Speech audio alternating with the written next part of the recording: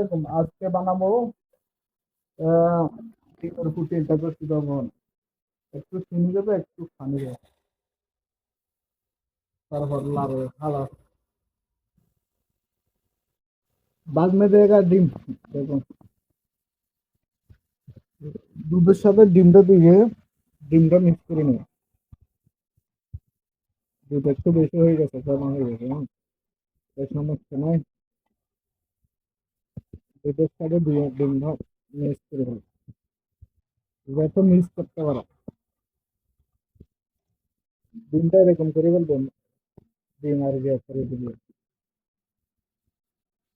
দেখো না, হ্যাঁ, করার পর এই দেখ আছে, হ্যাঁ, এই দেখটা দাঁড়িয়ে যাবে, হ্যাঁ, এটা তো দেওয়ার পর একটু করে লাভ নেই, হ্যাঁ। তারপর পানি দিয়ে রাইস কুকারতে, আমার রাইস কুকার আছে, তোমাদের যদি দেখতে থাকে দেখতে যাবে। রাইস কুকারে এরকম পানি দেবে, পানির উপর এই ডেকটা এরকম করে বসা যাবে। এখন সিদ্ধ হওয়ার জন্য অপেক্ষা করবে। বের হয়ে যাবে।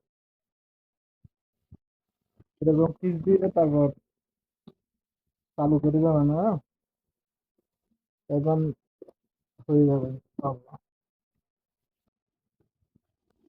এরকম আধা ঘন্টা 1 ঘন্টা লাগে, মানে যতক্ষণ থাকে। চাউল দিয়ে আলসো ইচ্ছে, কিন্তু আর দিন পুডিং বানানো নো, পুডিং বানাতে চাইছি, দেখো কি রকম চলতেছে না।